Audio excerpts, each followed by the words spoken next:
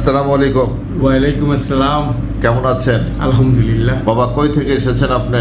আমরা আসছি মুন্সিগঞ্জ শ্রীনগর থেকে। মুন্সিগঞ্জ শ্রীনগর। জি বাবা, এখানে যে কাজের জন্য আসছিলেন সেটা বলার দরকার নেই, কি কাজের জন্য আসছিলেন, কেমন লাগলো আপনার আমাদের পরিবেশটা?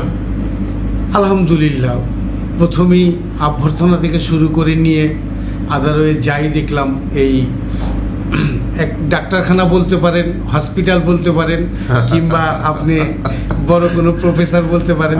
তো এখানে আমি আসলাম যেই নিয়ত নিয়ে, আশা করি আমি যা দেখলাম এবং আমি যা বুঝলাম সব কিছুই আমার ভালো লাগছে এবং পছন্দনীয়। এবং যেটা সবচেয়ে ভালো লাগছে আমার, সেটা হলো এরকম আশ্চর্য কিছু আমি এখনও এই আমার 55 বছর বয়সে আমি দেখিনি। দেখছেন কখনো এরকম? জি না। আপনার মানে যে কাজটা আমরা করে দিলাম সেটা কখনো দেখছেন? না, এটা দেখিনি আমি কখনো। অনেকের মুখে শুনছি, অনেক কিছু দেখছি। এখানে যদি কোনো মানুষের মেডিকেল প্রবলেমও থাকতে পারে, শারীরিক প্রবলেম থাকতে পারে না, অনেকে মনে করে কি শারীরিক প্রবলেম জিনের প্রবলেম। জি। তো আমরা সেটার জন্য কি রাখছি? ডাক্তার রাখছি।